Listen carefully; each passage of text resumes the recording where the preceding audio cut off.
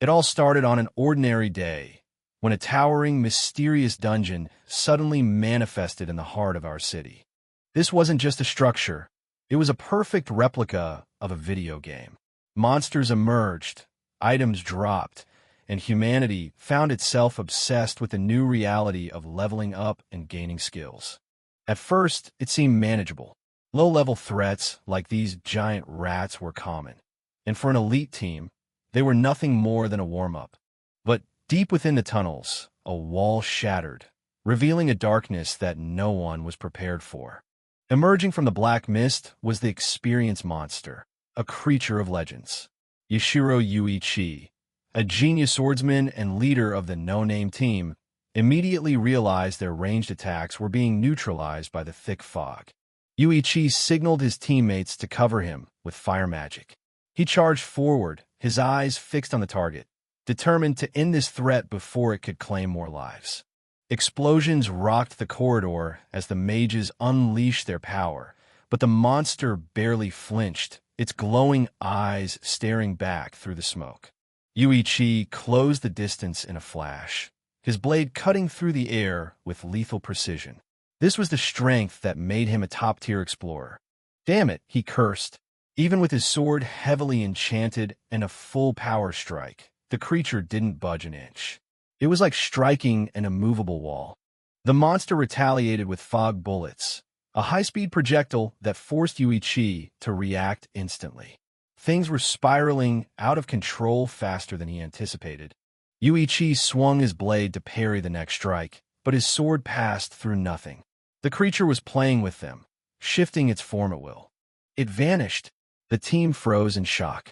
Then, a voice screamed out a warning. The monster had reappeared right behind Yuria. Yuria turned, paralyzed by fear as the shadowy figure loomed over her, its clawed hand reaching out from the abyss. She could feel the cold breath of death. In an instant, the monster's predatory grin sent a shiver down her spine. Yuichi didn't hesitate. He threw himself into the line of fire, pushing her out of the way just as the creature's strike descended. He ordered a full retreat. He knew they couldn't win this fight, not like this. But the monster wasn't done with him yet. As a last resort, Yuichi reached for his alchemy items. Take this. Explosion bombe. He unleashed his most powerful volatile concoctions to create an opening for their escape. A massive blast engulfed the area, shaking the very foundations of the dungeon. It was a desperate gamble. When the dust settled, the sight was devastating. Yuichi lay face down, his body battered and his strength depleted. He struggled to his hands and knees, coughing through the grit. The weight of their failure began to sink in. Now I understand why no record of defeating it exists. Even as one of the nation's top elite teams, they had been utterly crushed. If he didn't find a way to heal, this would be his end. Before he could reach for a potion, a dark claw lunged through the haze, grabbing him by the throat with terrifying speed. The monster lifted him effortlessly into the air. Yuichi gasped for breath, his vision blurring as the creature's grip tightened. Staring into those hollow, glowing eyes, a horrific realization dawned on Yuichi. His strongest alchemy bomb, the pinnacle of his power, hadn't left even a singe on the creature. This wasn't just a monster they could fight. It was an absolute predator. A chilling presence filled his mind, accompanied by a voice that seemed to vibrate within his very soul. As the monster's jagged claws hovered inches from his face, Yuichi realized the trial he was about to face would demand a price far greater than his life. The scream tore through the darkness as the monster's claw struck. "I am the giver of trials," it echoed, sealing Yuichi's fate in a moment of absolute agony. His right eye, the window to his precision as a swordsman, was gone forever. The creature mocked his struggle, telling him to stop the chatter and accept his next trial. Instead of mercy, it shoved his own failed weapons back at him, telling him to take an explosion bomb instead of words. The mockery was as sharp as its claws. Yuichi bolted upright in bed, his chest heaving as he gasped for air. The phantom pain in his right eye was so vivid he could still feel the cold touch of the monster.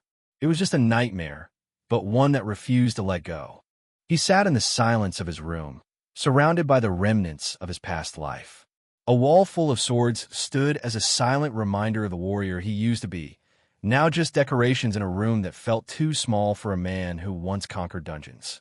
He rubbed his face, trying to shake off the lingering dread. 5:12 a.m. That dream again, he whispered to himself. It had been 5 years, yet the memory of that defeat remained as fresh as a new wound. 4:16, just another morning in his new, ordinary life. Looking out the window, the silhouette of the massive dungeon tower loomed over the city like a tombstone for his ambitions. Maybe I should take a bath, he thought, the cold light of dawn offering no comfort to a man haunted by ghosts. 5 years ago, the world changed forever when dungeons suddenly began appearing across the globe. These structures defied logic, bringing both wonder and terror to a civilization that wasn't ready for them. Inside these labyrinths, monsters lurked, protecting magic weapons and legendary potions. Once humanity discovered that skills and job classes could be carried back into the real world, the rush began. Nations and corporations threw everything they had into the depths, but many never returned. As time passed, those who managed to survive and carve out a path became legendary. They were known worldwide as explorers, the new elite of the modern age. Among those pioneers was Yashiro Yuichi.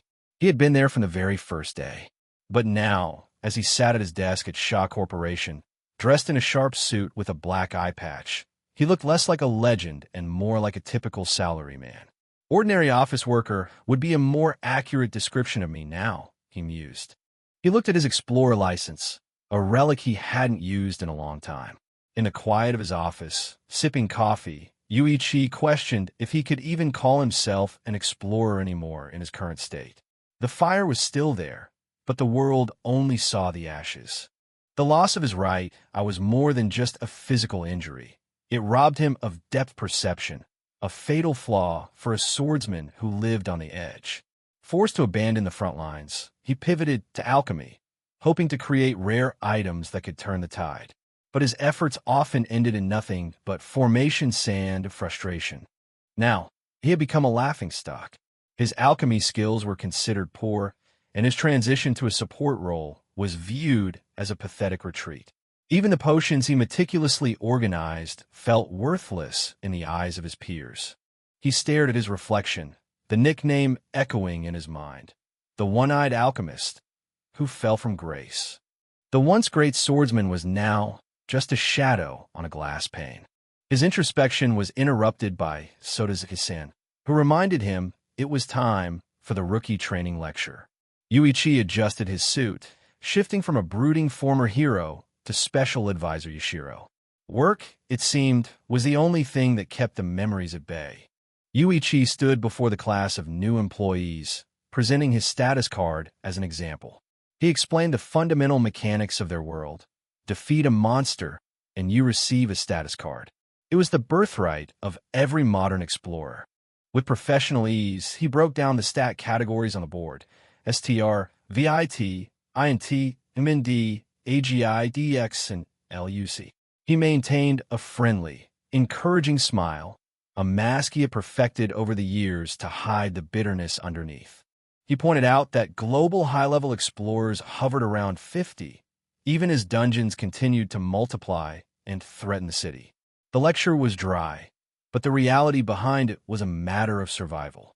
He explained the necessity of clearing dungeons periodically to prevent monster surges, which had led to corporations heavily investing in hiring and supporting outstanding talent. The dungeon business was now a cutthroat industry. Shaw Corporation was a pioneer in this field, having been founded by Yuichi's own father. As he spoke about the diversity of skills, a hand shot up. It was Akari-san, eager and ready to learn. Yuichi gave her the floor. He noted to himself that it was rare to be asked a question so early, especially by someone like Ikari Aika, whose reputation for eagerness preceded her. "Go ahead, Ikari-san," he encouraged. Ikari Aika, a 22-year-old rookie with zero exploration experience, stood up with a determined look. Yuichi knew her story. She was here to pay off her family's crushing debts. What are the possible ways to acquire skills? She asked, her voice steady despite her lack of experience. Yuichi offered a genuine smile, validating her motive. He explained that skills are gained by meeting specific conditions or actions, like sword mastery enhancement being granted after slaying enough monsters with a blade. In the background, Huomiya watched with a bored, condescending expression. Huomiya, an arrogant rank 6 rookie, sat back and scoffed, clearly feeling this beginner talk was a waste of his potential. But while he looked on with disdain, the rest of the room began to buzz with hushed rumors about the man at the podium, reminding everyone that this scarred advisor was once a legend among Class C high-rankers. The whispers turned to No Name, the elite team that famously fractured the day Yuichi was injured. To In-hung recruits, he was a living ghost, a fallen leader who had lost his place in the sun.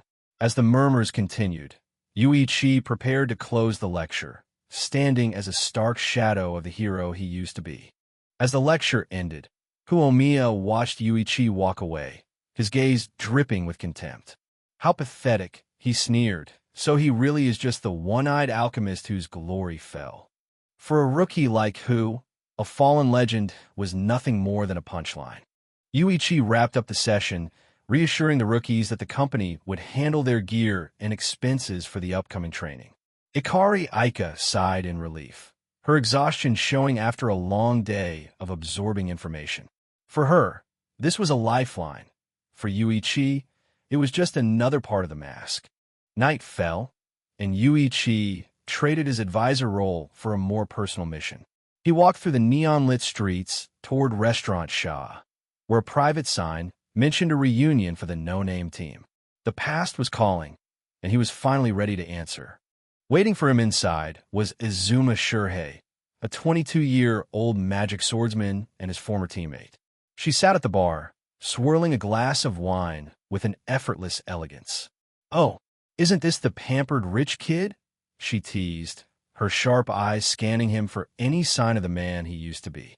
"Stop calling me that, Shurhei," Yuichi replied, taking a seat.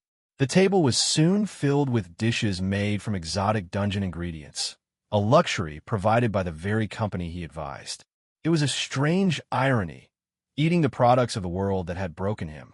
Shurhei watched him, her expression turning serious. She suggested that since the business was thriving, he should just quit exploring and take over management. But Yuichi just smiled, a smile that didn't reach his eyes, and prepared to tell her the truth she didn't want to hear. "Listen to me, Shurhei. Il about je dubo avec la modite hedeklet. He's hoping dalao. Stay dumba." He refused to let his career end under the shadow of a single, disgraceful defeat. The warrior inside him wasn't dead. It was just waiting. Shurhei slammed her hand on the table, her face pale with shock and worry.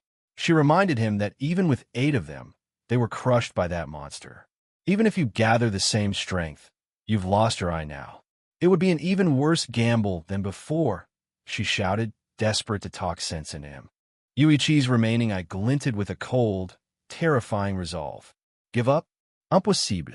To end with a disgraceful defeat like that. I can never allow that to happen. He wasn't just looking for a fight. He was looking for redemption. Shurhei sighed, rubbing her forehead as she realized he was serious. She knew him too well. Once Yuichi set his mind on something, nothing on earth could stop him. She was frustrated, but underneath it all, her loyalty remained unshaken. She leaned across the table, her eyes searching his. But on the other hand, if you're really going to fight the experience monster again, then take me with you. She wasn't going to let him go into that nightmare alone a second time. The reunion grew as the rest of the no-name core arrived. Kaminaji Tetsuda, the former leader and Holy Knight, and Kaminaji Uriya, their former maid support. The air in the restaurant grew heavy with the weight of their shared history and the dangerous path Yuichi was proposing. Glasses of brandy and beer were set on the table, but the mood was far from celebratory. The conversation turned back to the monster, the trauma of their last encounter lingering over the meal like a thick fog. Yuichi listened, his gaze fixed on the empty space where his depth perception used to be. Yuria pointed out the tactical nightmare. The experienced monster moves between labyrinths, making it impossible to track. Tetsuda, flushed from the drink and the emotion, pointed a finger at Yuichi. "Do you even realize what state you're in right now?" he demanded, his worry masked by anger. Yuichi calmly explained his secret. The scar where the monster struck him tingled whenever the creature was near. It was a curse, but he had turned it into a tracking device. Shurhei looked at him with a mix of awe and fear. "Just thinking about facing it means you have a chance to win, Yuichi," she whispered, though Tetsuda remained unconvinced. "Tetsuda?" Yuichi was taken aback as the big man suddenly shouted his own demand. "I understand. Take me with you too." The Holy Knight's skills would drastically increase their survival odds, but the request only seemed to make Yuichi more tense. "That's rejected." Yuichi snapped, his patience fraying. The table erupted in protests as he shut down their offers one by one. "I said no means no." He gripped his glass, his knuckles white. He wasn't trying to be cruel. He was trying to keep them alive. He looked them in the eye, his voice cold as ice. "To be honest, you'll be nothing but a burden. You two haven't entered a single labyrinth in half a year, right?" It was a harsh truth, intended to wound their pride enough to stay away from the danger. Tetsuda and Yuria were stunned into silence, the sting of Yuichi's words cutting deep.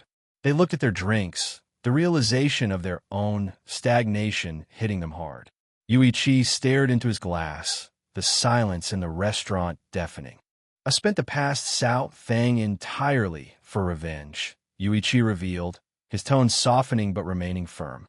He explained that he had reduced his activities as an explorer solely to pour all his blood and sweat into crafting a weapon that could compensate for his lost eye. He hadn't been wasting time, he had been evolving. The room fell silent as his teammates absorbed the gravity of his confession. Shurhei watched him with a new intensity, realizing that the fallen alchemist they saw was just a cocoon for a new kind of warrior. They knew how deep he was into the life of an explorer. There was no turning back for him. Tetsuda's eyes welled up with tears. He reminded Yuichi of the vow they made 5 years ago to stand at the top together. He slammed his glass so hard it cracked, the liquid spilling across the table like the dreams they had shared. "But I couldn't keep that promise," he choked out, the guilt of their defeat finally boiling over. The big man broke down completely, sobbing and clinging to Yuichi as he wailed, "My part in a year." It was a raw, undignified display of emotion that only teammates who had faced death together could share. Shurhei watched, her heart breaking for both of them. Shurhei met his gaze with unwavering intensity, her glass held tight as she spoke with a resolve that brooked no argument. "I'm going with you, Yuichi, no matter the cost."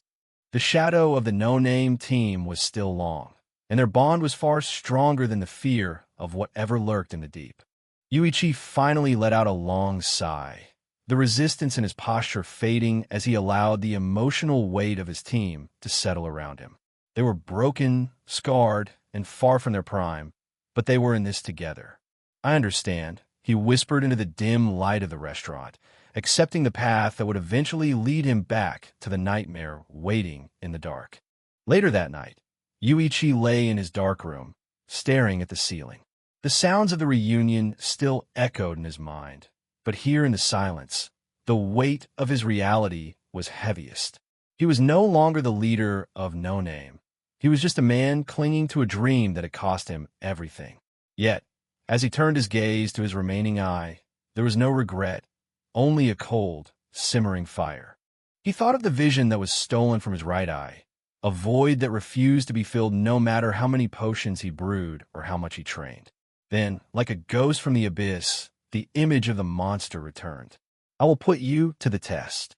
Its voice hissed in his memories. The giver of trials was still out there, waiting for him to fail once more.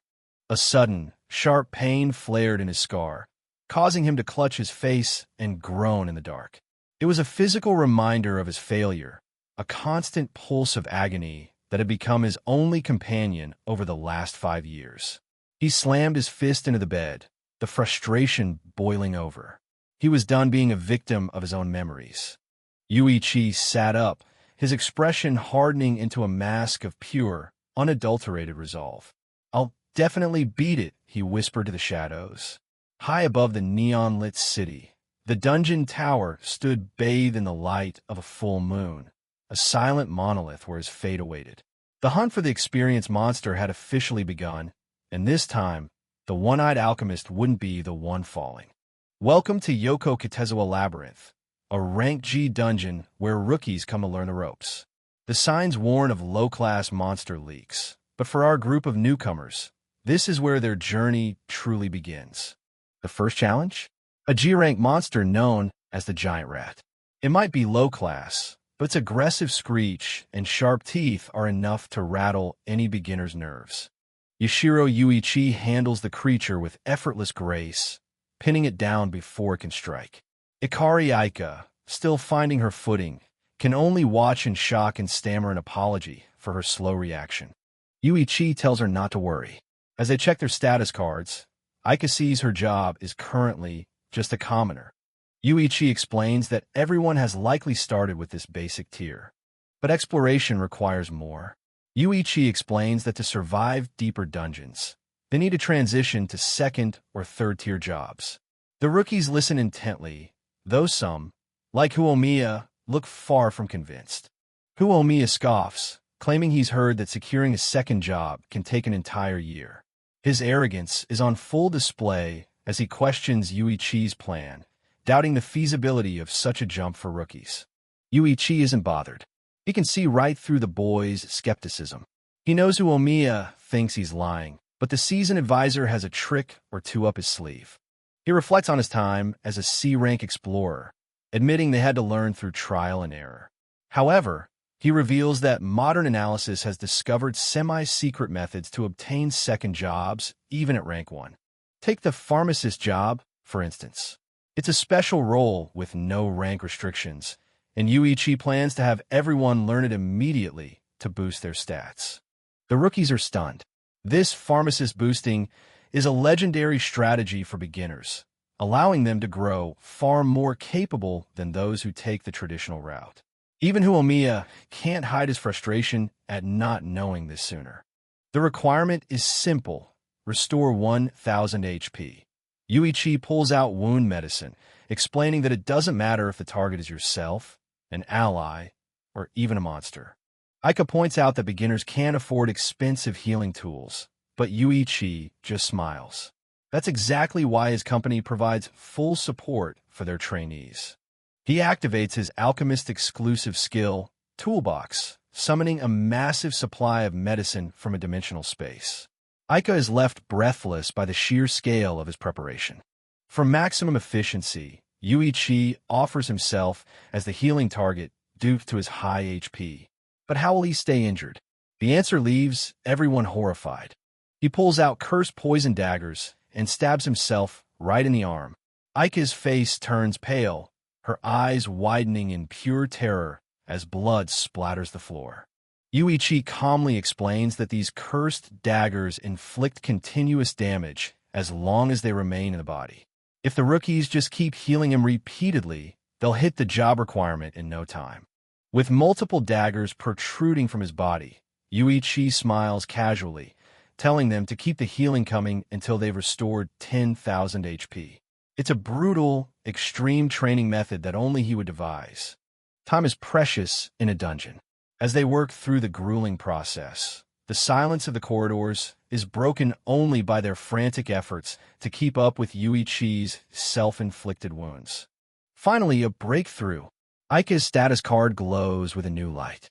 Yuichi gives her a thumbs up. She has successfully changed her job to pharmacist.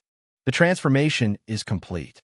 With their stats significantly increased, Yuichi leads them deeper into the maze where the monsters are denser, ready for their first taste of real combat.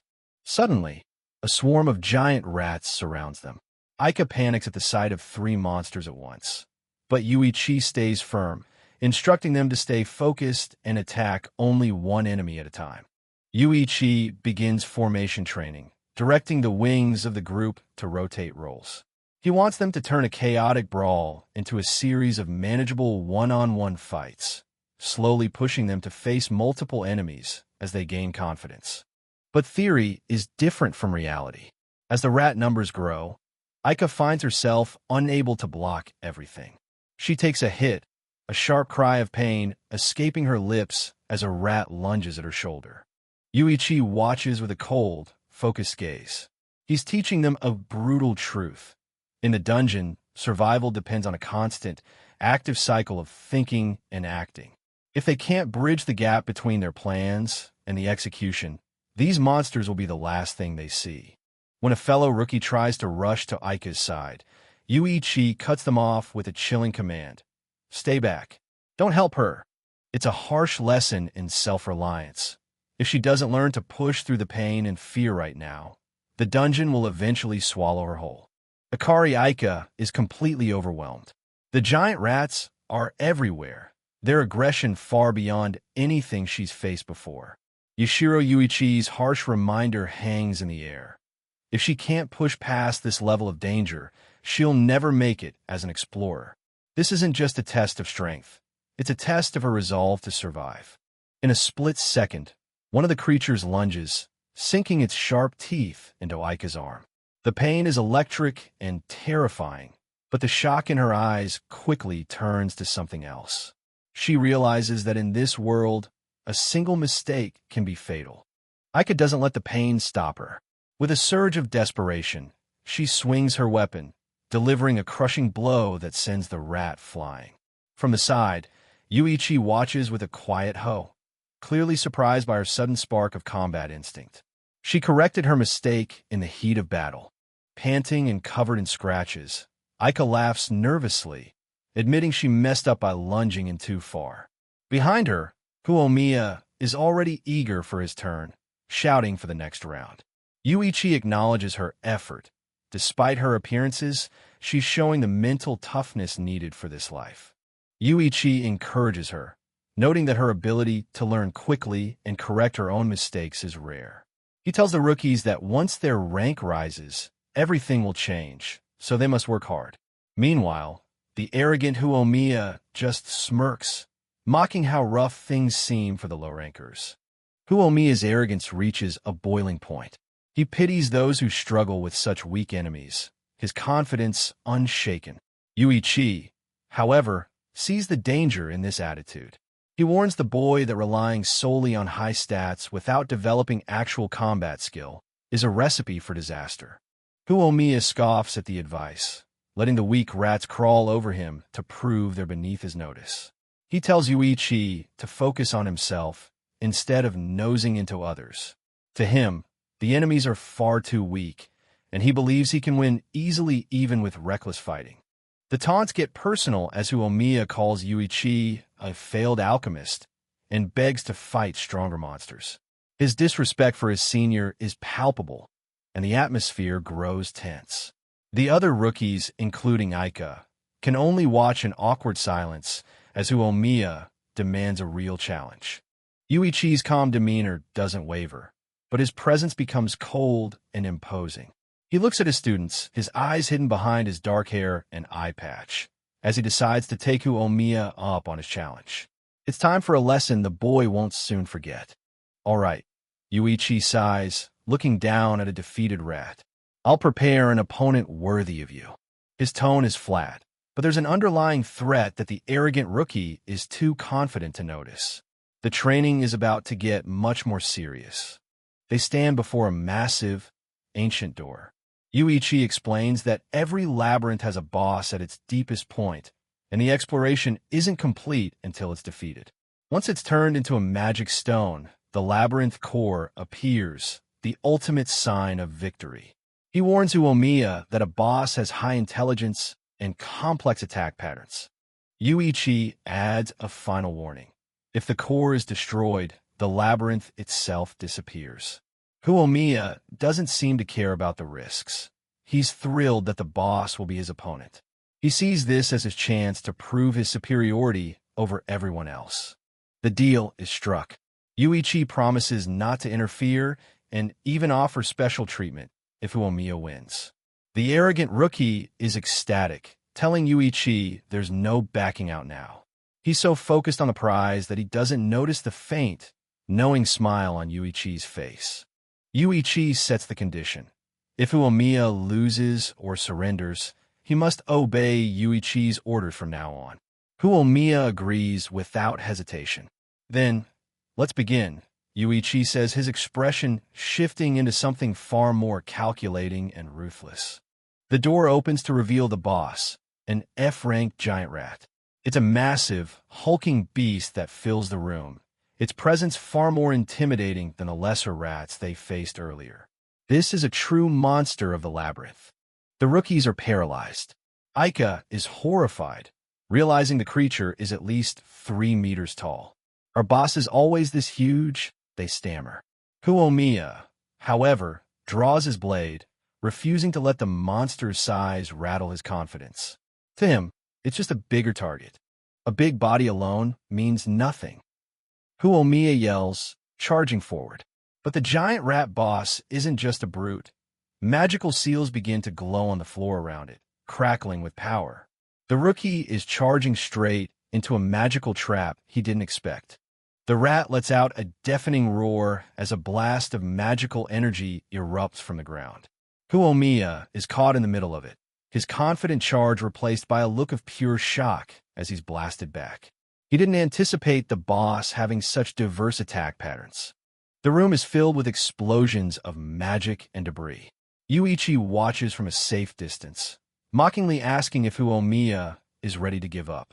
The boy is battered and humiliated, but refuses to surrender, telling Yuichi to shut up as the real battle supposedly starts now.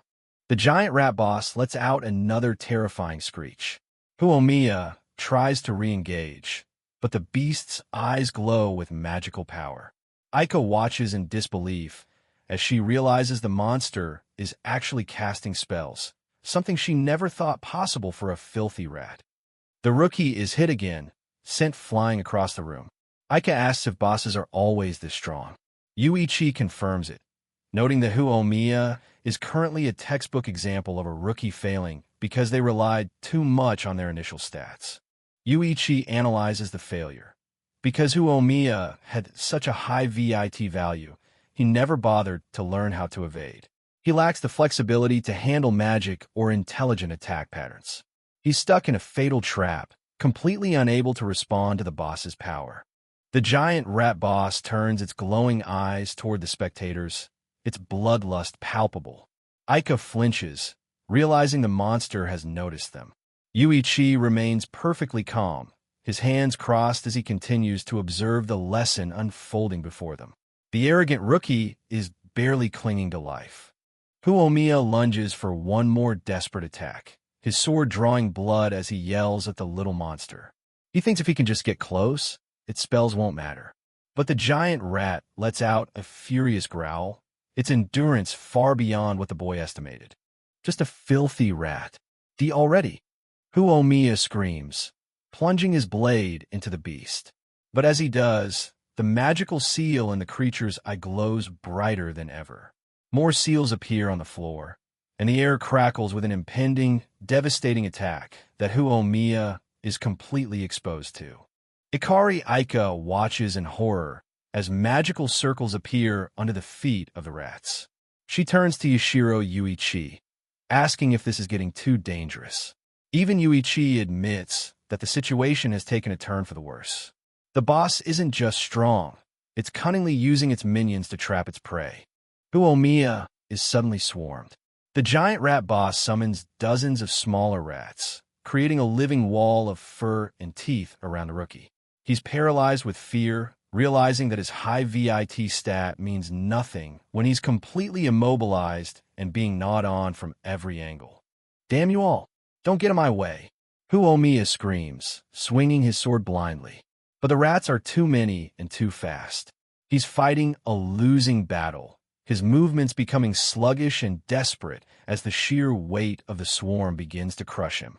The giant rat boss prepares its finishing move. A sphere of concentrated water magic forms in front of its mouth, crackling with destructive power.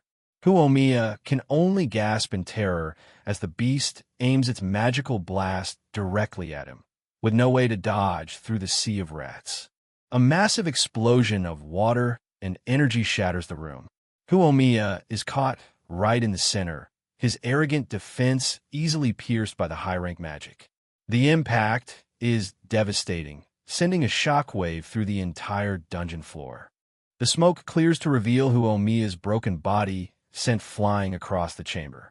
He crashes into the stone floor, his armor shattered and his pride completely destroyed. In the distance, Yuichi and Aika watch the tragic result of overconfidence. This is the reality of the dungeon.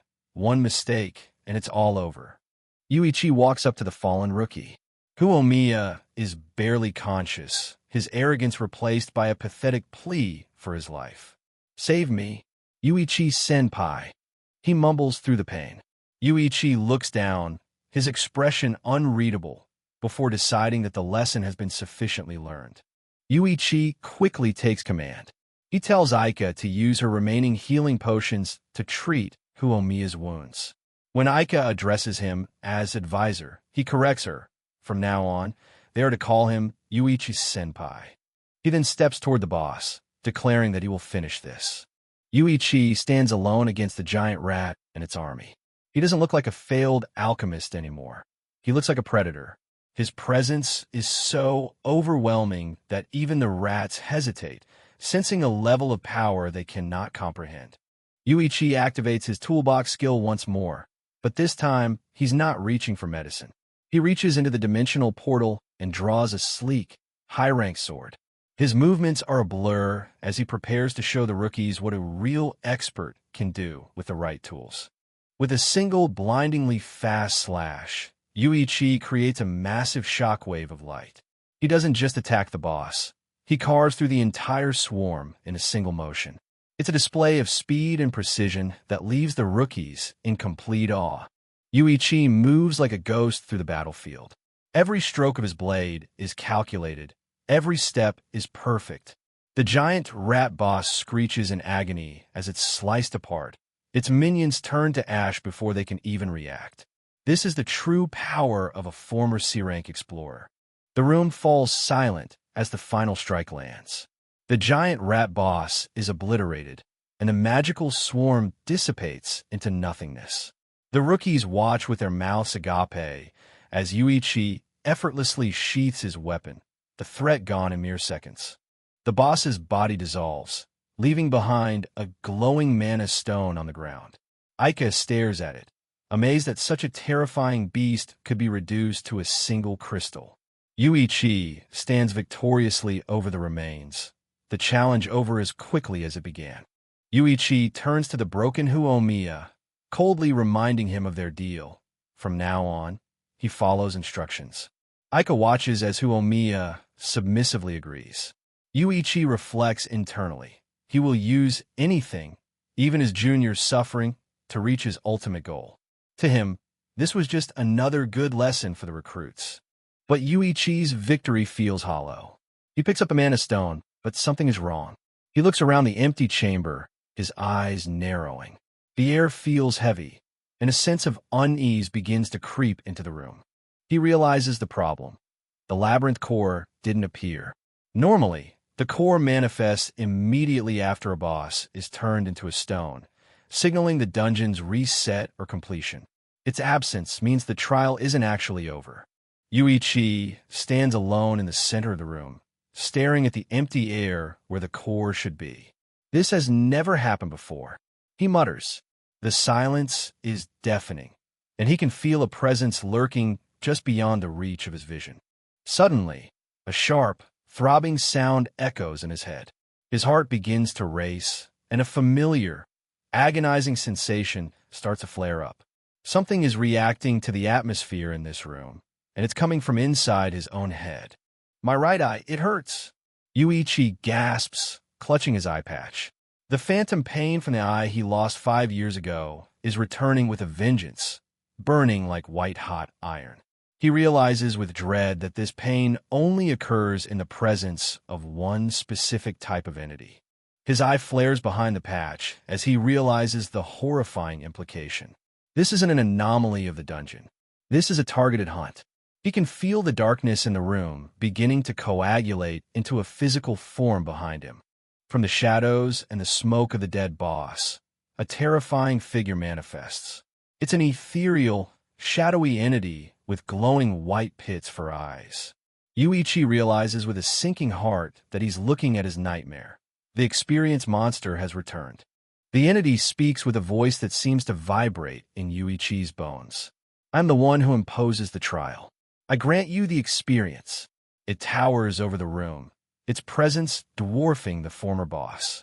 The training session has officially turned into a fight for survival against the very creature that cost Yuichi his eye 5 years ago.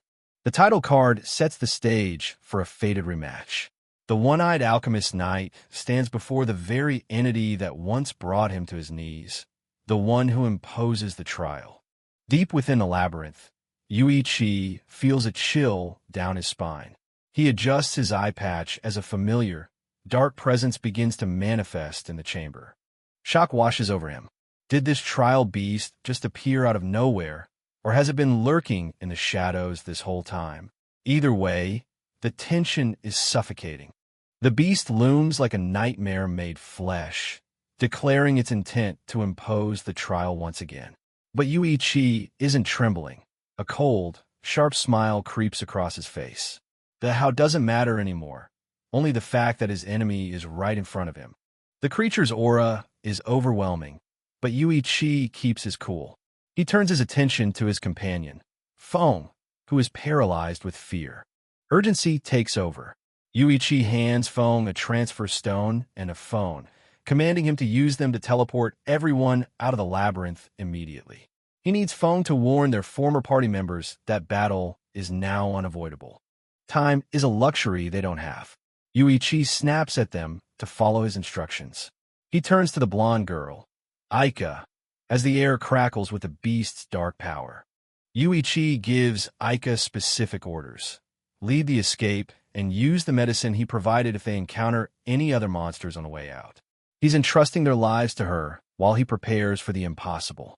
With his sword drawn, Yuichi turns his back on his friends. He is the only thing standing between them and certain death. He will face the trial beast alone. Aika and the others are devastated, tears blurring their vision. Leaving their senpai behind feels like a betrayal, even if it's his direct command. Yuichi barks one last warning. Hurry and go. If they stay, they'll only get in the way and die. He knows he can't protect them and fight this monster at the same time. Aika finally finds her resolve. With a heavy heart, she calls for everyone to move. She takes one last look back at Yuichi's solitary figure as he prepares to face his demon. The chamber grows quiet as the group vanishes. Yuichi smirks at the beast, noting its strange patience. He asks the question that's been burning in his soul.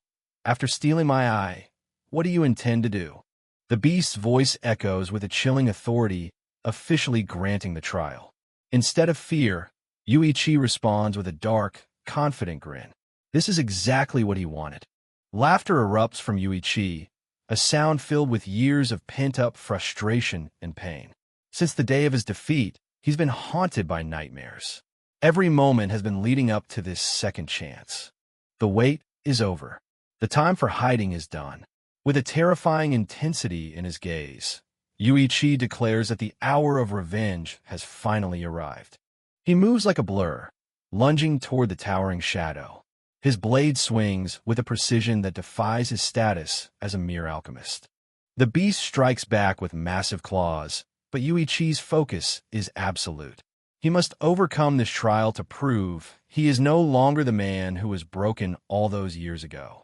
While the battle rages underground, the scene shifts to the city above. A massive, ancient tower looms over the modern skyline, the entrance to the labyrinth that holds Yuichi's fate. Suddenly, the doors of the tower burst open. Aika and the rest of the squad stumble out into the sunlight, gasping for air as they escape the nightmare below. Aika collapses to her knees, her body trembling from the adrenaline and grief. Feng rushes to her side, his own face pale with shock at what they've just left behind. Feng is in disbelief that Special Advisor Yashiro, Yuichi, actually stayed behind alone. Aika can barely find her voice as she recounts his sacrifice. Panic sets in.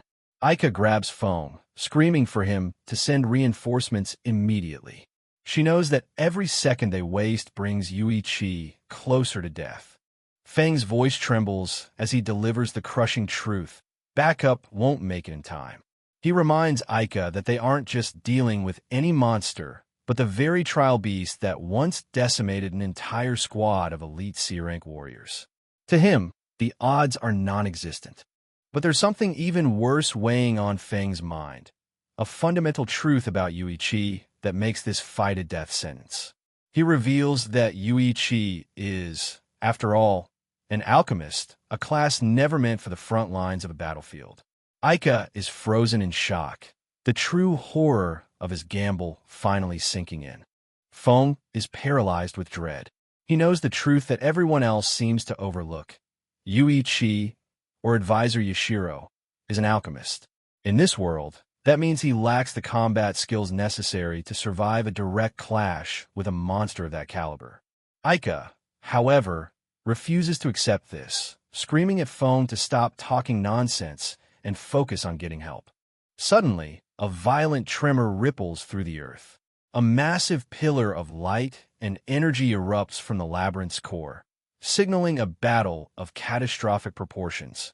The shockwave hits Aika and Feng with bone-jarring force. They can only watch in terror as smoke and debris billow from the tower's entrance, the trees nearby bending under the pressure of the blast. They stare at the tower, their hearts sinking. The sheer scale of the explosion makes them realize that the monster is far more dangerous than they ever imagined. What could Yuichi possibly be doing against such a force? In the midst of the chaos, a ghostly memory flickers. A woman's voice echoes through the haze of the past. A warning or a promise, perhaps. A woman named Yuria is mentioned, her fate somehow tied to the conflict unfolding now. Another fragment of the past emerges. A man's voice, firm and unyielding. He refuses to abandon a comrade, no matter the cost. These echoes of old loyalties seem to haunt the very air around the labyrinth. Returning to the present, two formidable figures emerge from the tree-line. One is a giant of a man clad in heavy silver armor, carrying a blade as large as a person. Beside him is a sharp-eyed woman, her stance radiating combat prowess. They move with the confidence of veterans. Aika and Feng are stunned. These aren't just any warriors. They are members of Yuichi's former legendary party, the Nameless. The giant, Tetsuda, demands an immediate explanation of the situation. Aika introduces herself as Yuichi's junior disciple. With desperation in her voice, she tells them the unthinkable. Yuichi-senpai is currently fighting the trial beast alone to give everyone else a chance to escape. Shurhei, the woman accompanying Tetsuda, is clearly annoyed by the lack of detail. Aika quickly summarizes how their field training was interrupted when the beast appeared out of nowhere after they had already cleared the boss room. Tetsuda curses under his breath. The boss room is at the deepest point of the labyrinth. Without a guide who knows the fastest route, they will waste precious time they don't have. He looks at Aika, searching for a spark of courage. Aika knows the route by heart, and she's certain Yuichi would have taken the most efficient path. Despite being a beginner, she steps up when Tetsuda asks her to be their guide. There's no room for hesitation. Tetsuda grins, clearly liking her quick resolve. He knows the danger they're about to face, but seeing her determination gives him one less thing to worry about. Preparation begins. Tetsuda hands Aika a transfer stone and tells her to run if her life is in danger. He then turns to Feng, ordering him to use a massive stash of healing ointment to aid any injured and to hurry to bring a full rescue team. Feng is overwhelmed by the sheer amount of expensive healing supplies. Tetsuda just shrugs it off, telling him not to worry about the cost. His only concern is making sure no one else suffers. The non-combatants are dismissed. It's time for the real work to begin. Tetsuda and Shurhei prepare their equipment, their faces hardening as they refocus on the task at hand. Shurhei tells Tetsuda to wait. She decides it's better for Aika to stay close to her than to be on her own. Aika is dizzy with confusion as things start moving even faster. Without warning, Shurhei hoists Aika up as if she weighs nothing. She's not just bringing Aika along. She's going to carry her at top speed. Shurhei warns Aika that she'll be using a wind protection barrier, but the speed will be so intense that if Aika opens her mouth, she'll likely bite her tongue. Aika can only nod, gripping her guide's shoulders. The trio stand at the precipice of the Dark Tower entrance. One final look at the outside world, and then it's back into the abyss. "Let's go," one of them shouts, and the rescue mission officially begins. They charge into the darkness, the massive doors of the tower framing their silhouettes as they disappear from view. They're Yuichi's only hope. The scene within the labyrinth becomes a blur of motion.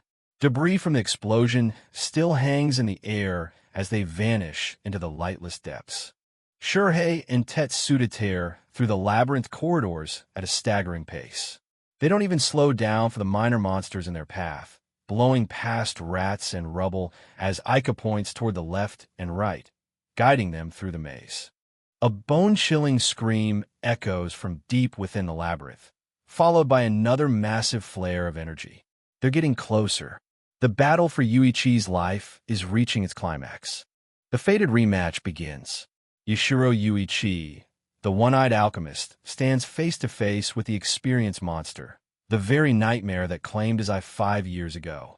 This isn't just a survival mission. It's a battle of vengeance. The ground shatters as the beast makes its first move. Yuichi can feel the difference immediately. This ordeal is unlike anything he's faced before.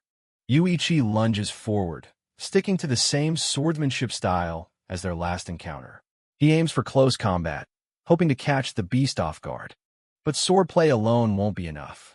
Yuichi reaches for his primary weapons, a set of specialized explosive spheres. Or at least, that's what he wants the monster to think. With a sharp flick of his wrist, he unleashes an explosive shot. The projectile streaks through the air toward the shadowy figure. The experienced monster tracks the sphere's movement with its glowing eyes, its form shifting as the threat approaches.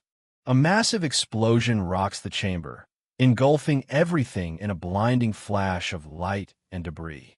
Yuichi clicks his tongue in frustration. The monster didn't just survive, it dodged. It moved with unnatural precision, as if it knew exactly what was coming. I see. Yuichi realizes the grim truth. The monster remembers the explosive shells it was hit with last time. It's not just a beast, it's learning. This is a game changer. The experienced monster possesses intelligence, adapting its movements based on past trauma. Simple tricks won't work anymore. The beast retaliates, forcing Yuichi to weave through a barrage of attacks. "I won't let you," he shouts, his mind racing to find new opening. The creature disappears into its own dark mist, moving like a ghost through the chaotic battlefield. More explosions ring out, but the experienced monster remains shrouded. It's waiting for the right moment to strike. Yuichi observes calmly. The monster is smart enough to wait for the blast to subside before making its move. It thinks it has the upper hand. The monster thinks Yuichi is running out of shells, and it's closing in for the kill. But that's exactly what Yuichi planned. As a massive blast erupts, Yuichi stands his ground. Unfortunately, that was the wrong move. Thanks to your cleverness, I've gained enough time to prepare. Yuichi begins to reveal the true power of an alchemist. People call them a secondary class because they're limited to specific job skills, but those people are dead wrong. In his current weakened state, he knows he can't match the Trial B's speed. That's why he's brought an entire arsenal of chemical enhancements. He activates a series of boost items. For an alchemist, these potions have a unique trait. Their effects are multiplied by their job level. It's time for boost stacking. Yuichi downs the potent brews, ignoring the taste and the danger. If he stacks enough of them together, a surge of power erupts from his body. He's pushing his stats to surpass even his peak capabilities from 5 years ago. This is his ultimate gamble. The strain is immense. Blood begins to leak from his nose as his body screams under the artificial pressure of the different boost items. It's brutal, and the side effects could be permanent. However, Yuichi smiles through the pain. If that's what it takes to win, then hesitation has no place. Yuichi stands ready, his chemical tanks humming as he grips his sword. He's sacrificed wealth, time, and his own physical safety for this one chance.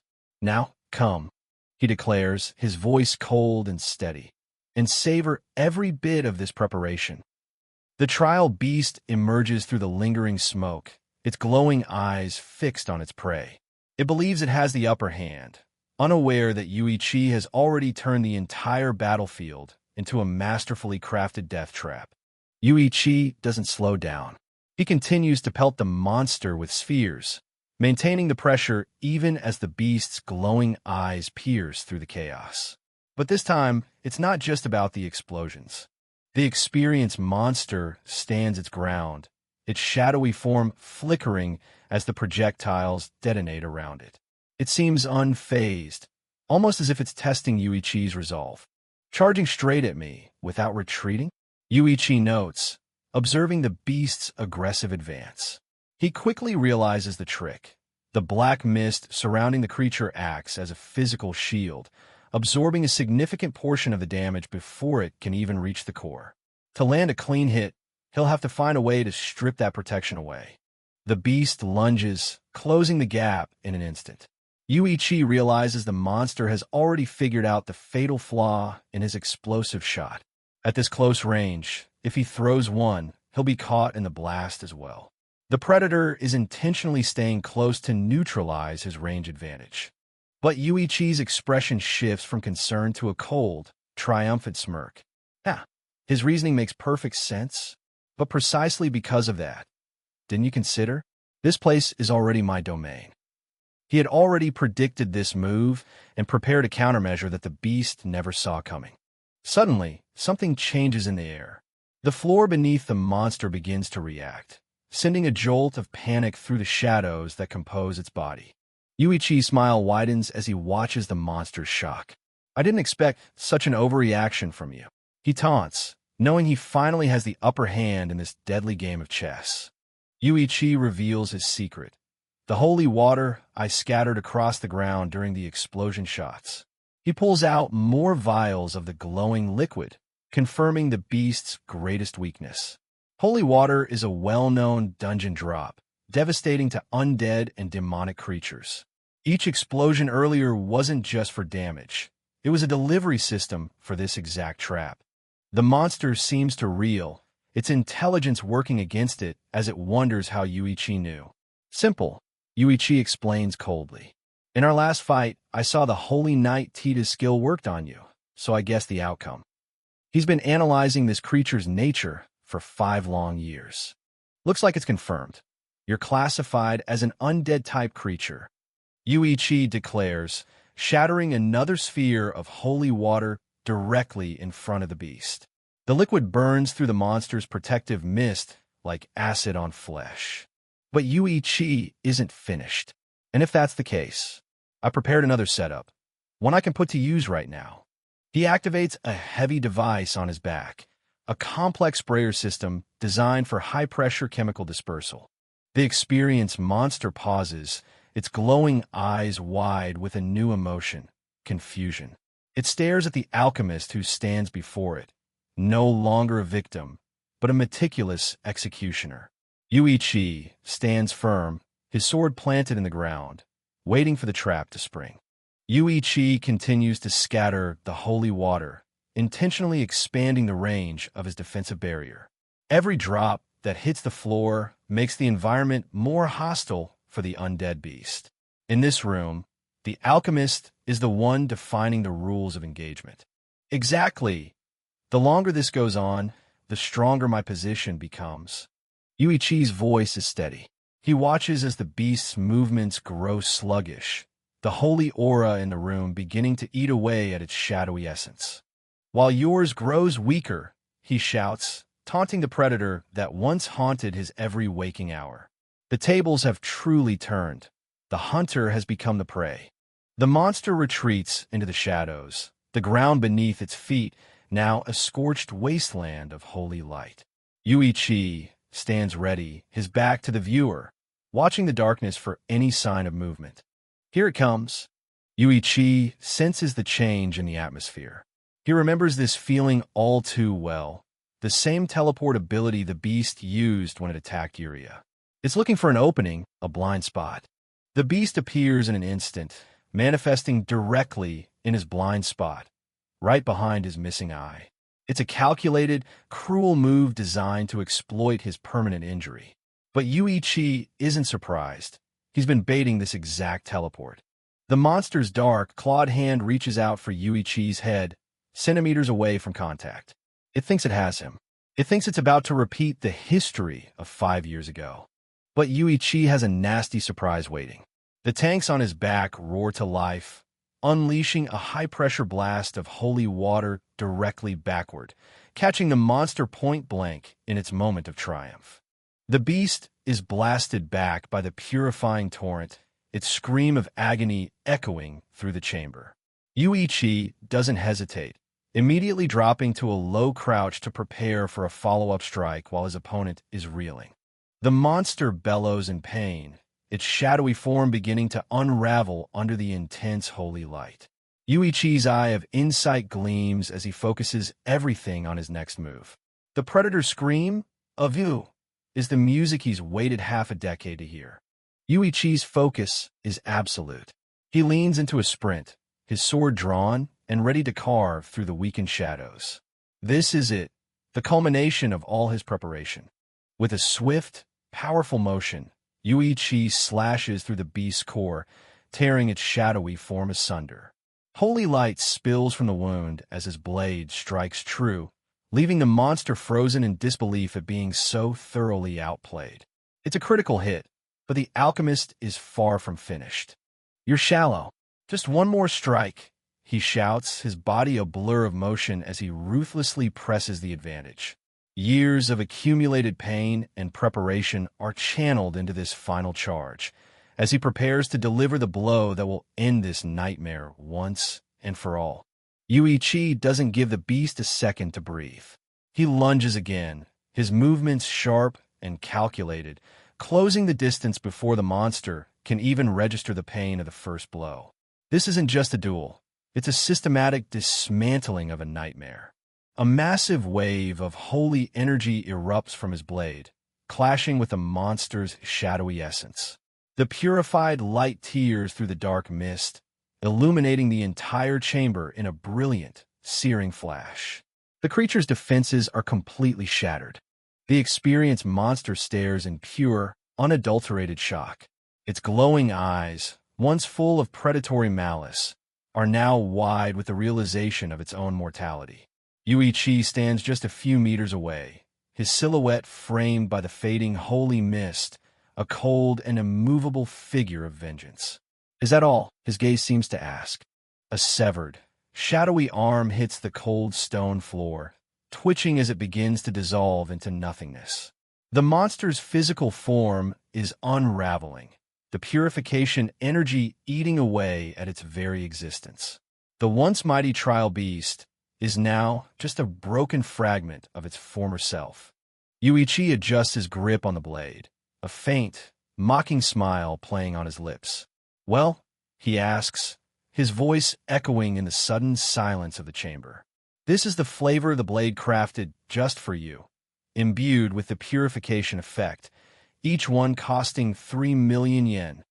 He has spent everything to ensure this victory, and, as the beast crumbles, he knows every single yen was worth it. This chapter of his revenge is finally coming to a close. The air is thick with tension as Yashiro Yuichi stands his ground against his greatest nemesis.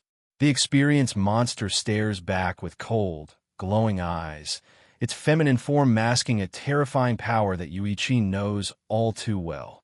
Light spheres hover in the air like silent sentinels before the monster's silhouette. It's a surreal moment of calm right before the storm breaks loose in the dungeon. Suddenly, the ground erupts. Massive explosions tear through the floor, sending debris and smoke flying everywhere as the battlefield is engulfed in chaos. Yuichi watches the smoke settle, his eyes sharp and analytical.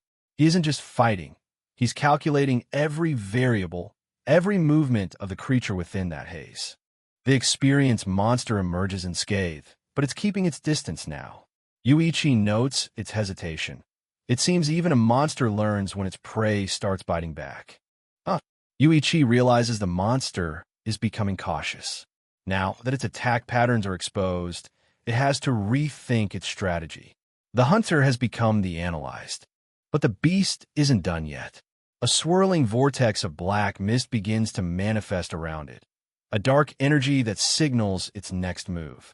It's a terrifying sight that would make any other hunter freeze in fear. TCH, that black mist is appearing again. Yuichi grits his teeth. He deduces that this mist isn't just for show. It's a resource-heavy technique that the monster can't just spam mid-fight. If the monster could move while using it, Yuichi would be in real trouble. But since it has to stand still, he sees his opening. He reaches into his storage, preparing to reveal his secret weapon. Yuichi flashes a confident smirk. Since the trick's already been exposed, I'll tell you about it. He's about to turn the tables using the very gear he spent a fortune on. Meet Sotozaki Kenji, the brilliant and slightly eccentric head of R&D. He's the man behind Yuichi's specialized gear, automatic holy water sprayers fitted with advanced sensors to detect anything approaching from behind. The monster teleports behind Yuichi, thinking it has the drop on him, but it's walking right into a trap. Even without seeing it, Yuichi's sensors are already reacting to the threat. The memory of losing his eye still haunts him. Back in the dungeon, swarmed by rats, Yuichi felt the crushing anxiety of close combat without his full depth perception. Each miss was a reminder of what he had lost. Yeah, I really did get weaker. Kneeling among the carcasses, Yuichi had to face the cold truth. His hit rate had plummeted, and his pride was in tatters. He wasn't the genius he used to be. Nights were the worst. Lying in bed, staring at the ceiling of his cramped apartment, the bitterness and humiliation would gnaw at him, keeping him awake in a cold sweat. Over and over, he saw that moment of defeat in his nightmares. Waking up with a gasp, he'd find himself alone in the dark, the ghost of the experienced monster still looming over him. Whether in dreams or reality, Yuichi thought of nothing else for 6 long months. Even while working his mundane office job, his mind was busy dissecting his failure and planning his revenge. Working with Sotozaki, he reviewed every detail. Holy water, explosive bombs. None of it was cheap, and all of it was rare. But for Yuichi, it was the only way to bridge the gap created by his weakness. Can you imagine how much money I spent for your sake? Yuichi asked the monster. The total topped $1 billion. Every cent was an investment in the destruction of the creature standing before him. To Yuichi, this isn't just a monster. It's an opponent worth everything he has. He came here with one purpose, and one purpose only, to finally claim his victory. And I'll never take those words back. With a burst of speed, Yuichi charges forward. He isn't the victim anymore. He's the predator, fueled by 6 months of pure, focused intent. The experienced monster lashes out, its black mist swirling like a living shadow. It's trying to obscure his vision again, to drag him back into the darkness where it reigns supreme. It prepares a devastating counter, the mist hardening into a physical force. The dungeon walls shake as the monster pours its malice into a single, overwhelming strike. A wide-area attack. The black mist floods the corridor, making escape almost impossible. But Yashiro Yuichi doesn't flinch. He charges straight into the darkness, knowing exactly what's coming. In a brilliant display of alchemy and technology, the holy water is released. It tears through the black mist, dispersing the darkness and clearing a path for Yuichi's final strike. At this moment, victory feels closer than ever. Just as Yashiro Yuichi thinks he has the upper hand, the battlefield shifts. He finds himself caught in a massive, swirling vortex of energy, his expression turning to one of genuine surprise. This monster still has tricks up its sleeve. Teleport. The monster disappears in a flash of blinding light, leaving Yuichi standing alone on the cracked dungeon floor. He scans the area, searching for any sign of his elusive foe. Yuichi's tactical mind kicks in a high gear. There's no reaction from the sensor device on his back, meaning the monster isn't behind him. It's not in his visual range either. He realizes there's only one place left for the beast to hide. It's above me. Yuichi looks up just in time to see a dark, swirling portal opening directly overhead. The experienced monster has found the one blind spot in his defenses. The monster drops from the ceiling like a falling star of pure malice.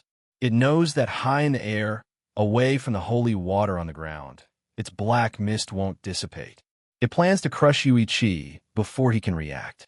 But Yuichi isn't panicked. He's smirking. That's what you're thinking, right?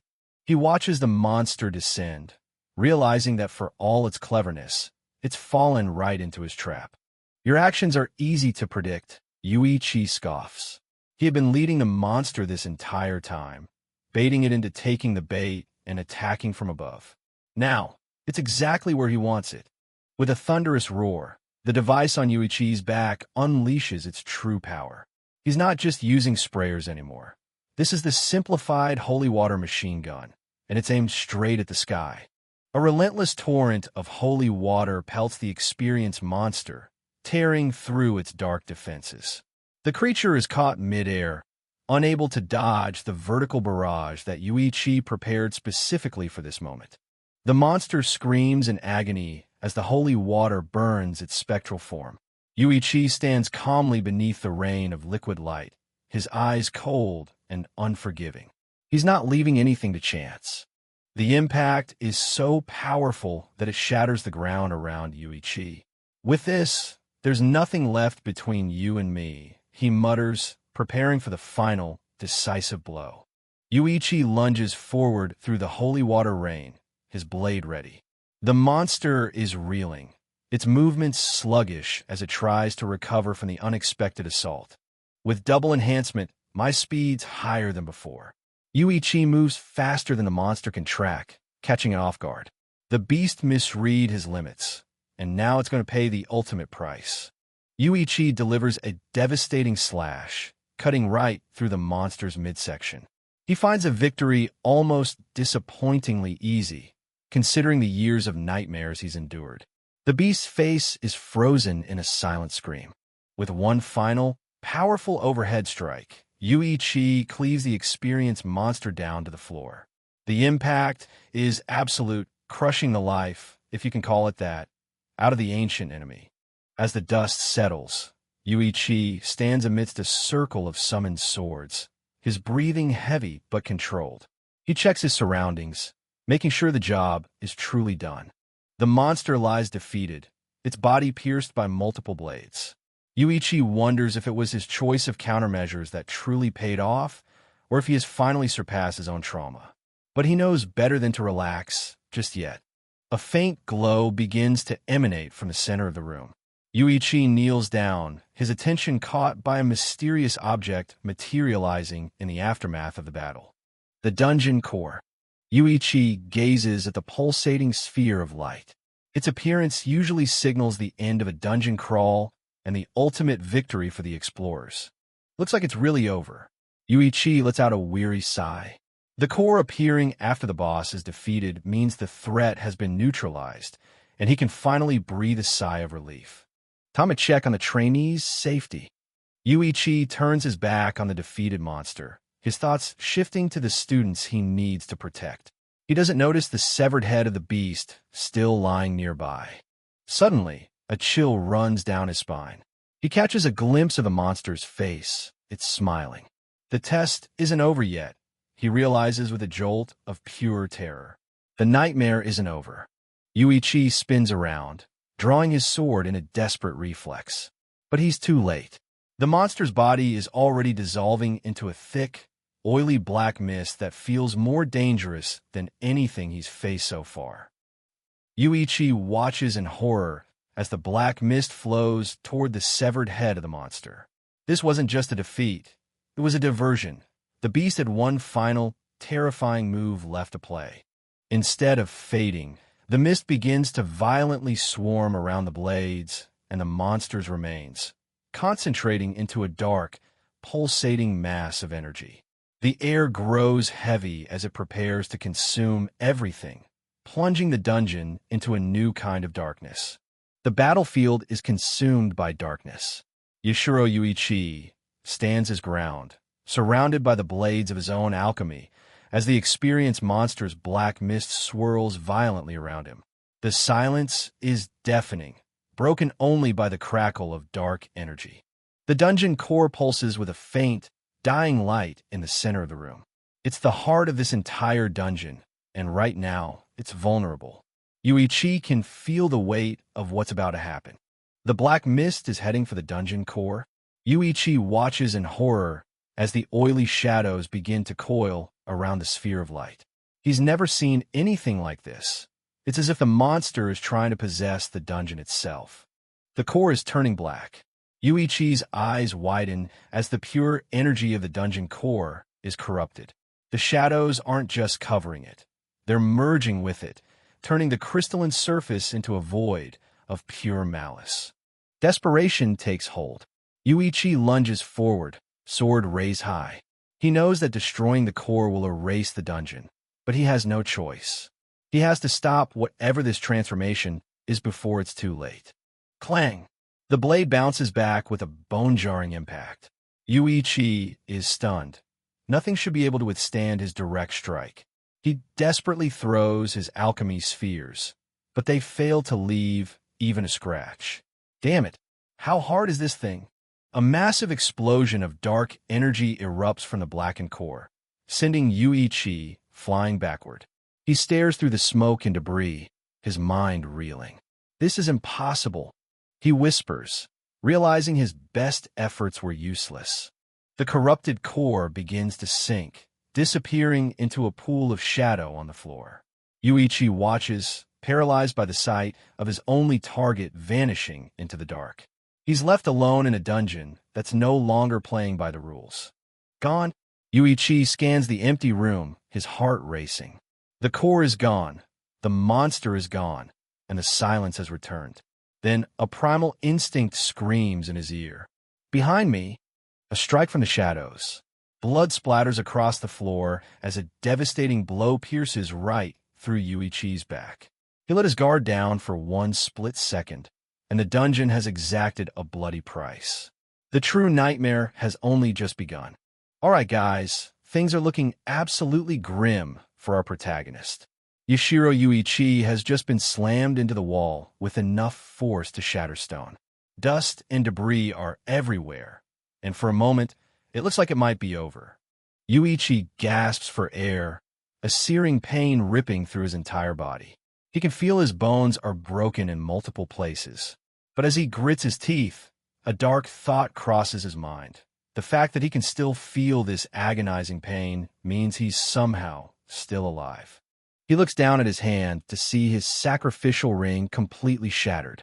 This rare piece of gear is designed to nullify a fatal blow once while inside the labyrinth. And it's the only reason he's not a stain on the floor right now. Even with it equipped, he's still in this pathetic state. Yuichi realizes the terrifying truth. The damage he took didn't even come from the monster's direct strike. It was just the shockwave and the impact of being thrown into the wall. Even while boosted by world-class stimulants, he's barely holding on against this absurd power. He's got other rings and damage-reducing gear, but they're already at their limit. Yuichi looks up, sweat pouring down his face as his vision blurs. He knows if that thing lands just one more hit, even a glancing one, he's done for. The experienced monster stands before him in the pouring rain, its presence overwhelming. It looks at Yuichi almost with curiosity, asking if he's also using forbidden enhancements to stay standing. It calls him an experimental beast, mocking his struggle. A creepy smile spreads across the monster's pale face as its eyes glow with an eerie light. It's enjoying this, watching a human struggle so desperately just to stay alive for a few more seconds. But then something changes. The monster begins to stagger, its body twitching uncontrollably as black smoke starts to leak from its joints. The entity that seemed like a god just moments ago is suddenly showing signs of extreme strain. As the rising black miasma clears away, the monster's true form is finally exposed. It's no longer just a shadowy threat. It's a physical entity that's visibly reaching its breaking point. This isn't just a trial for Yuichi. It's a trial for the beast itself. Its body is literally starting to fall apart, disintegrating into dark particles. It's clear that this creature has pushed itself far beyond its own limits to achieve that terrifying speed and power. It's a race against time now. Yuichi watches from the rubble, calculating his chances. He figures that if he can just wait it out, the monster might die on its own. But he only has 2 sacrificial rings left. If the beast manages even one successful strike before it collapses, Yuichi will be the one going to the grave first. He realizes that running isn't an option. His gear is failing. His reliable holy water didn't work, and the monster is decaying too fast for a clean escape. He needs to end this, and he needs to do it right now. If running is impossible, then I'll use whatever I've got, he thinks. He reaches for his last resort, his toolkit. He's going to overdose on every stimulant and energy recovery elixir he has left, matching the monster's suicidal gamble with one of his own. The experienced monster glares at him, sensing the shift in the air. Its eyes narrow, knowing that its prey is about to make one final, desperate stand. The tension in the dungeon is so thick you could cut it with a knife. Yuichi stands up, lightning-like energy crackling around him. He's activated the forbidden triple enhancement. It's an excessive stacking of buffs that makes every cell in his body scream in agony. But the raw power he feels is unlike anything he's ever experienced. He stares down the monster with a cold, calculated gaze. Statistically speaking, he whispers, "Right now, I'm the strongest man in the world." It's a bold claim, but with his body pushed to its absolute breaking point, it might just be true. Yuichi decides it's time to stop holding back. He adjusts his eye patch, his expression turning predatory. Both combatants know they don't have much time left. This is it, the final exchange that will decide who walks out of this dungeon alive. Yuichi lunges forward. His movement is so fast, it leaves a blur behind him. He swings his sword with everything he has, aiming to end the fight in a single, decisive stroke. The two of them clash in a flurry of steel and dark energy. Yuichi's strikes are relentless, driven by the sheer desperation and the massive power boost of the enhancers. The monster struggles to keep up, its own body continuing to fail it. The battle is a chaotic blur of motion lines and impact sparks. Yuichi is pushing himself harder than ever before, his sword weaving through the monster's defenses. Every move he makes is a gamble with his very life. Focusing entirely on his opponent, Yuichi ignores the searing pain in his muscles. He can see the monster's movements clearly now, its desperation making it sloppy. He just needs that one perfect opening. They exchange blow after blow, the sound of clashing metal echoing through the crumbling chamber. Yuichi is taking hits, but his enhancement keeps him moving, his eyes locked onto his target with murderous intent. Suddenly, Yuichi sees it. The monster overextends, its decaying arm lagging for just a fraction of a second. It's the moment he's been waiting for. He pivots, focusing all his energy into one final, explosive strike. Yes, I hit him, Yuichi thinks as his blade finally bites deep into the monster's defenses. It's a clean strike, but as he pushes through the resistance, the jarring feedback from the blow sends a wave of agony through his already broken frame.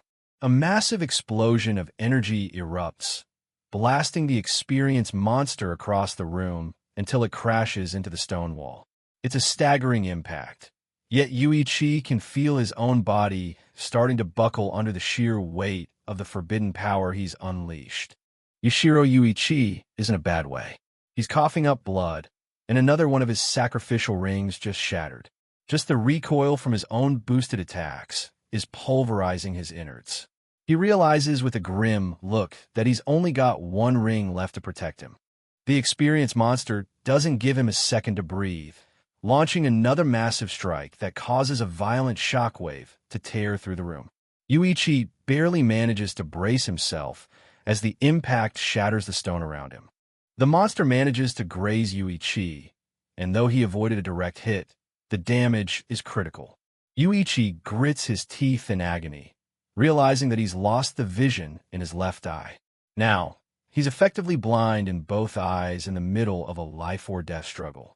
The experienced monster towers over Yuichi like a vengeful god, its shadow stretching across the floor. It looks down at the broken swordsman, savoring its victory. This trial seems like it's reached its cruel end. Suddenly, a mysterious voice echoes through the chamber. It's the dungeon core. This glowing, swirling mass of energy introduces itself as the one who imposes the trials, granting Yuichi an experiment to overcome. Yuichi can only listen, his breath coming in ragged gasps. The experienced monster, acting as the trial beast, looms closer. The dungeon core commands Yuichi to show that he can surpass this impossible trial. It's an ultimate test of survival and skill. Despite his apparent blindness, Yuichi lets out a low, confident chuckle. One of his eyes glows with a sharp, artificial light as he stares back at the monster. "You've impressed me, opponent," the monster whispers, sensing something has changed. In a flash, Yuichi moves with inhuman speed. He draws his sword back, the air around him whistling as he prepares for a counterattack that the monster clearly didn't expect from a blind man. Yuichi's blade cuts through the air, shearing through the monster's defense. The beast's eyes widen in shock as it realizes it can't track Yuichi's movements anymore. The tables have turned in an instant. Yuichi leans in close, his voice cold as ice. He explains that the reason the monster lost is because it assumed his vision was gone. "You made a wrong judgment," Yuichi tells it. "You thought yourself smarter." It turns out the blindness was just a perfectly executed lure. Yuichi reveals his true trump card. Right before that last exchange, he didn't just take off his blindfold for show. He was setting up a trap that the monster walked right into, assuming he was desperate. Underneath that blindfold was a tool known as the third eye. It's a specialized alchemy tool that temporarily creates a new sensory organ anywhere on the body. Yuichi activated it right over his missing vision, allowing him to see everything with even greater clarity than before. The experienced monster lets out a silent scream of realization, but it's far too late.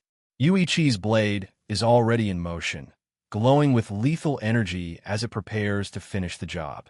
With one clean, powerful stroke, Yuichi shears through the monster's neck. The speed and precision of the strike are absolute, a testament to Yuichi's mastery of the sword and alchemy. The experienced monster's head detaches and begins to dissolve into black mist. Yuichi stands still for a moment, his sword held steady, as the life fades from his enemy's eyes. It's a flawless kill. As the monster falls, Yuichi's sword clatters to the ground. He drops to his knees, his body finally buckling under the weight of his own enhancements and the brutal fight he just survived. Yuichi gasps for air, realizing that the side effects of using too many tools and enhancements at once are finally hitting him. His body is at its limit, shaking with fatigue and internal damage. Everything is starting to fade to black, but the monster's shadow still looms. Even as it dissolves, the experienced monster's spirit seems to hang over him, a final, ominous presence in the room as Yuichi struggles to stay conscious. The dying beast gasps out its final words, claiming that the trial isn't over yet. Its eyes are still fixed on Yuichi with a terrifying, lingering hatred, even as its physical form continues to crumble. Yuichi gives a tired smirk.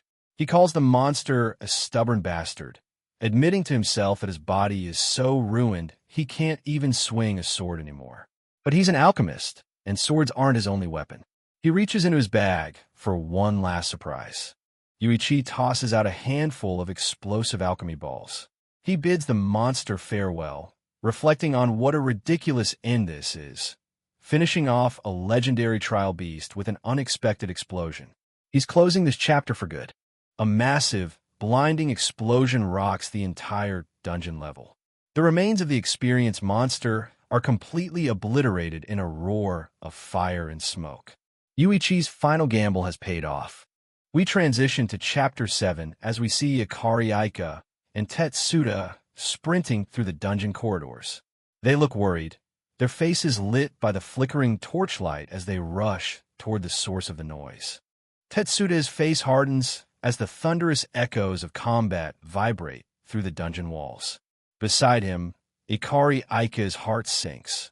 She knows that Yashiro-senpai is still locked in that violent struggle, and the sheer intensity of the sounds tells them he's pushed himself to the absolute limit.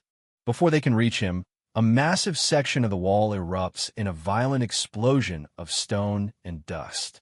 Aika and Tetsuda shield their eyes from the debris, their breath hitching as they wait for the smoke to clear and reveal the aftermath of the battle.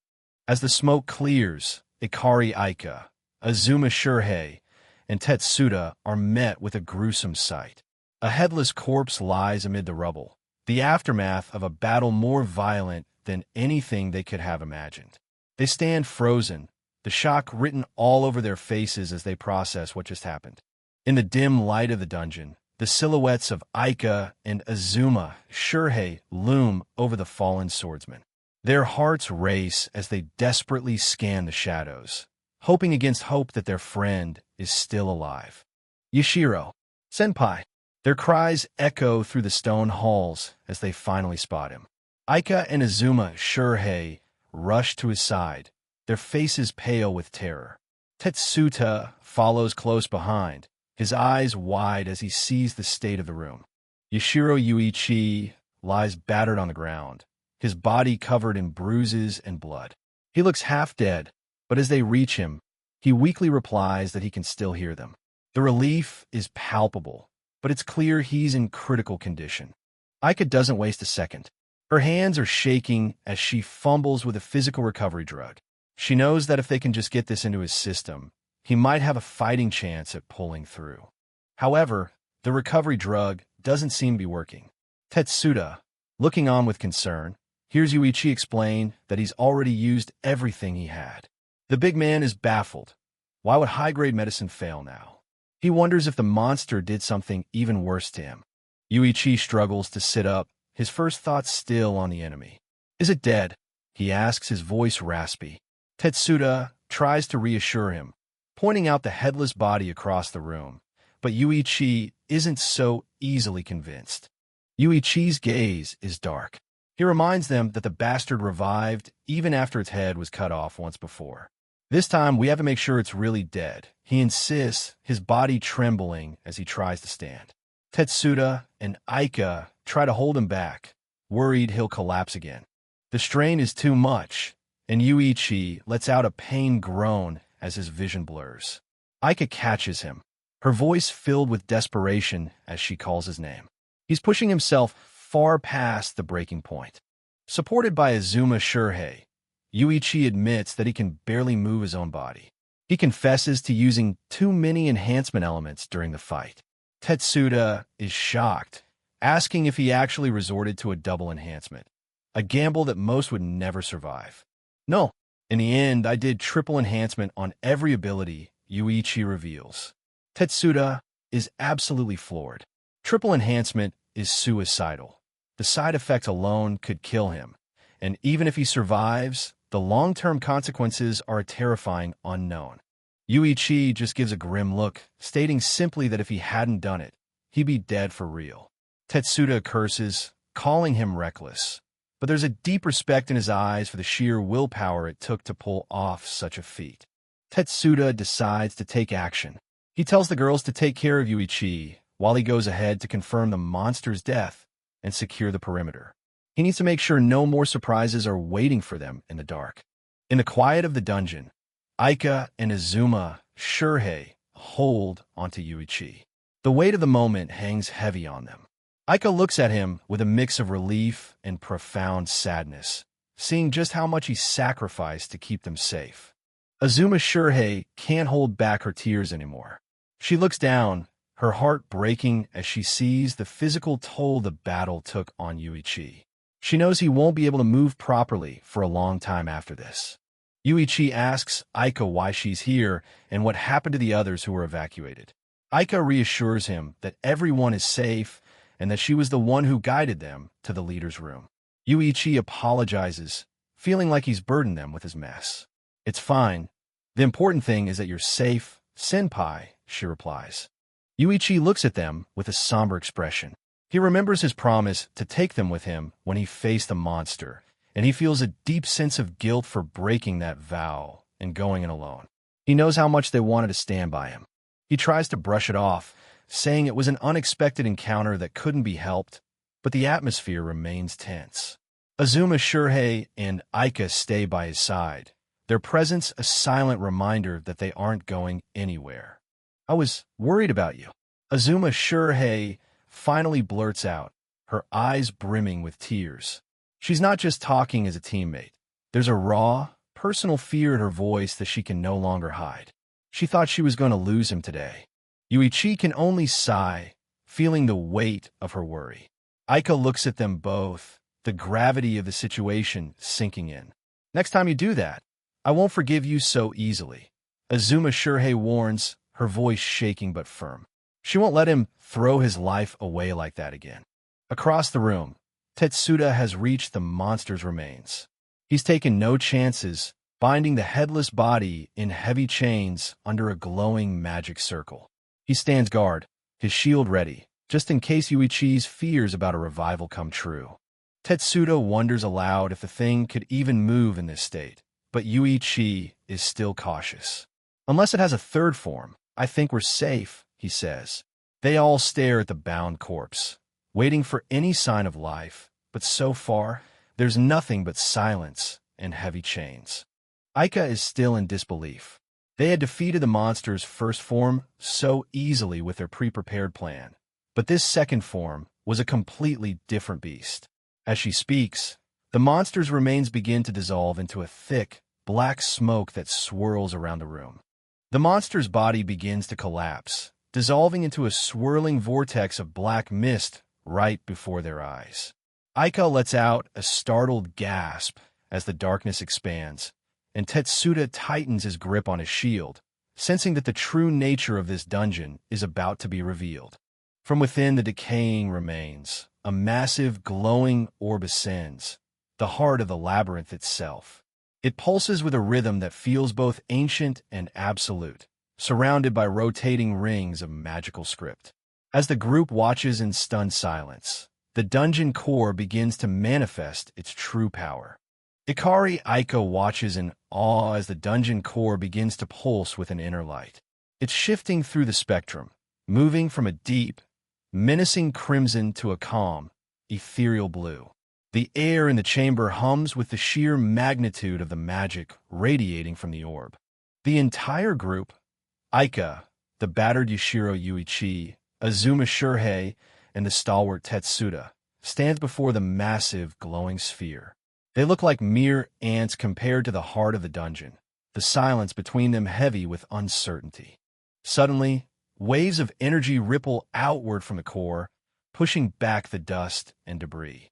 The party tenses up, their eyes fixed on the orb as it starts to hum with a sound that feels more like a voice than a vibration. They're standing at the epicenter of something ancient. Tetsuda raises his heavy shield, and Azuma Shurhei draws her blade, both moving instinctively to shield the injured Yuichi. They aren't taking any chances. Even if the monster is dead, this new entity feels just as dangerous, if not more so. Slowly, they begin to edge closer to the core, their boots crunching on the shattered stone. Every step feels like a risk, but they need to understand what this thing is and if it poses a threat to their survival. Azuma Shurhei and Tetsuda are on high alert. Shurhei warns the entity that if it makes even one move toward Yuichi, she'll kill it without hesitation. Tetsuta notes grimly that the core seems to know the exact range of their attacks, watching them with an unseen intelligence. The dungeon core speaks, its voice echoing not in the room, but directly in their minds. It addresses the one who passed the trial, stating that it wishes to have a conversation with the man who managed the impossible. Its tone is calm, almost clinical. Yuichi and Aika are startled by the mental intrusion. Yuichi looks particularly grim, his eyes narrowing as he realizes that the dungeon itself is now communicating with them. He can feel the core's attention focused solely on him. The dungeon core is talking. Aika gasps, her hand flying her mouth. Azuma Shurhei's defensive stance doesn't waver. She shouts at the orb to stay where it is, her protective instincts for Yuichi overriding her fear of the unknown. Yuichi pushes himself forward, his voice raspy as he asks what the core wants from him. The dungeon core responds that it appreciates his willingness to engage, its light flickering as if acknowledging his strength. The core delivers a chilling ultimatum. If you stay like this, you'll soon lose your life. It has seen through Yuichi's condition, knowing that his body is tearing itself apart from the inside after the triple enhancement overdose. Time is running out. The group is thrown into a panic. Zenpai Vildi? Aika cries out, her eyes filling with tears. Azuma Shurhei and Tetsuda demand to know what the core means, their voices filled with a mix of fury and fear. But Yuichi remains quiet, a dark look in his eye as he whispers that he already knew it was coming. Azuma Shurhei is livid, calling the core's words absolute nonsense, but she can see the truth in Yuichi's pale face. Tetsuda is frozen, his mind racing as he looks at the man he's followed for so long. They are witnessing the literal collapse of their leader.